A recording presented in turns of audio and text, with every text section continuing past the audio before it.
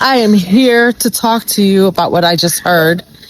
And it's ironic because I took to social media about a few days after the election because I said that I could not believe that Hispanics and Haitians could vote for Trump.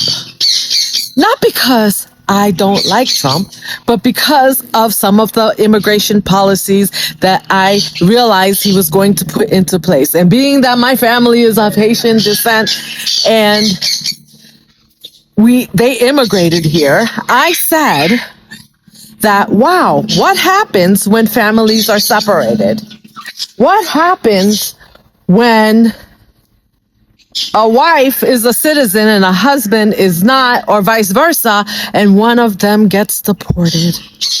And lo and behold, can you believe it? That's what's been happening.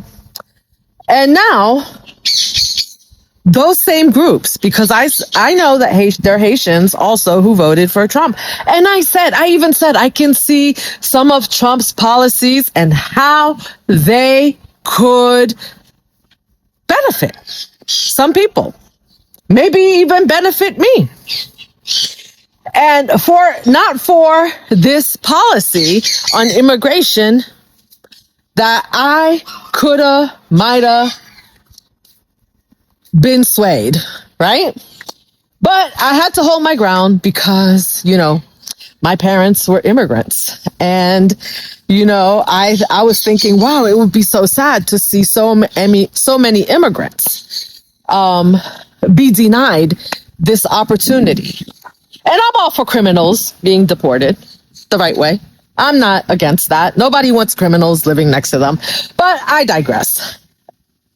But lo and behold, now, in Florida, Haitians, Cubans, oh yes, Cubans too.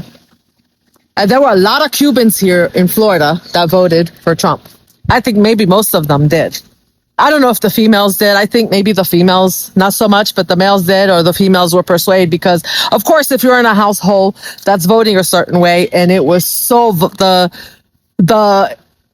environment during the vote was so volatile that how could you vote otherwise? What would you do? Not eat dinner together for the holidays? I think I mentioned that too, that people wouldn't be invited for dinner. But anyway, but lo and behold, I'm on social media today and I don't watch a lot of TV. So obviously, maybe this happened a few days ago. Maybe this happened last week. There's so much that happens every day that it's hard to keep track because there's something changing every day.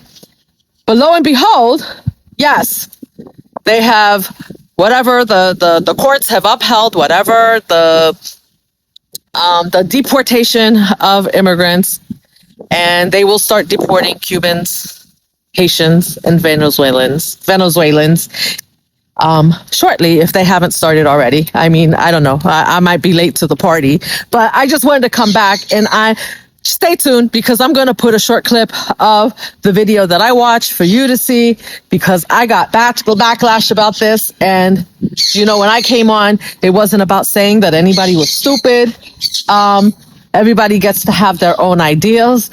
It was just saying, how could you vote against yourself? I couldn't do it. And I saw both sides of the coins and I couldn't do it. So, but I guess if you did, it is what it is now, right?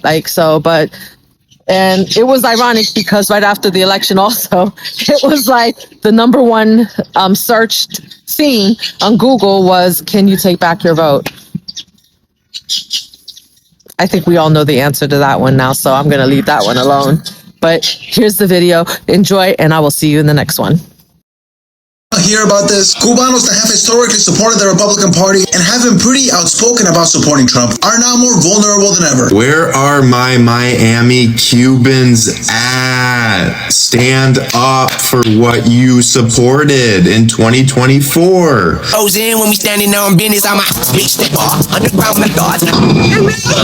They keep calling me, they kicking me out, and they're breaking my family apart. Bro, if you're on a humanitarian status, Supreme Court just said, Donald Trump, you could kick those people out. The Supreme Court has now allowed the Department of Homeland Security to continue with the expedited removals and deportations of about 500,000 Cuban, Haitian, Nicaraguan, and Venezuelans that entered the United States between 2021 and 2023 through the humanitarian parole program. Where are the people that said that there weren't going to be mass deportations? Where are the people that said he's not going to do that? Where are the people that said he's not going to take away legal status from immigrants? Where are these people? I expect a certain demographic to not want to have any immigrants in this country, to want to get rid of the ones that are already here and close the doors and not allow any more in. But the thing that pisses me the most is that a great deal of Latinos help push this, help make this happen. Come on, Latins for Trump. Look what it couldn't have happened to a better group of people. I'll get the I'm sorry, not sorry.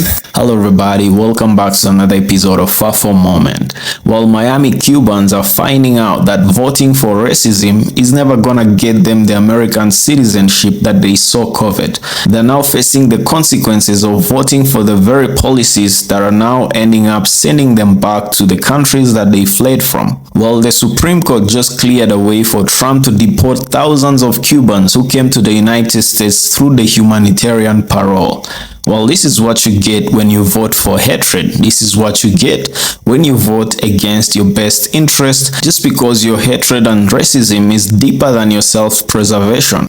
The first thing is I feel sorry for Latinos for Trump, because what they are is that they're trying to fit in a community that they consider to be superior to themselves. They try to appear to be part of this culture. So what they're trying to do is trying to overcome their own self-hate, because they see themselves as less. And when they see themselves as less, they have to pretend to be like the group that, according to them, is above them and better than them. So when they see an immigrant, the immigrant reminds them who they are and where they come. And that causes hate, because they hate to be part of that coming, and they take it out on other people. So what they are is a bunch of people with a lot of self-hate that pretend to be part of a superior group, what they see as a superior group.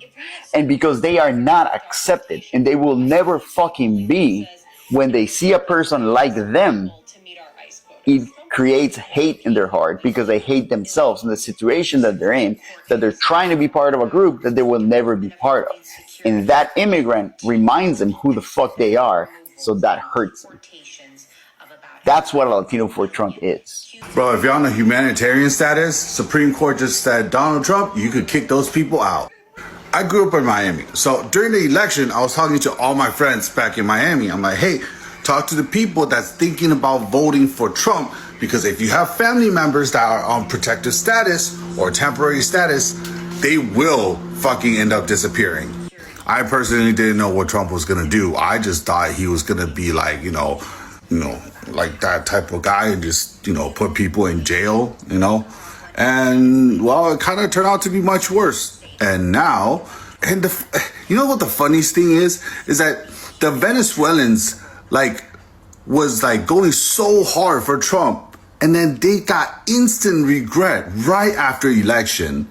And now they're like, oh no. And the Cubans in Miami, they were waving around with the American flag, and they were just like, oh, we'll go for Trump. We don't like communism. I said, bro, you guys are so dumb. You don't even know what you're talking about. And now all those people are gonna go bye-bye.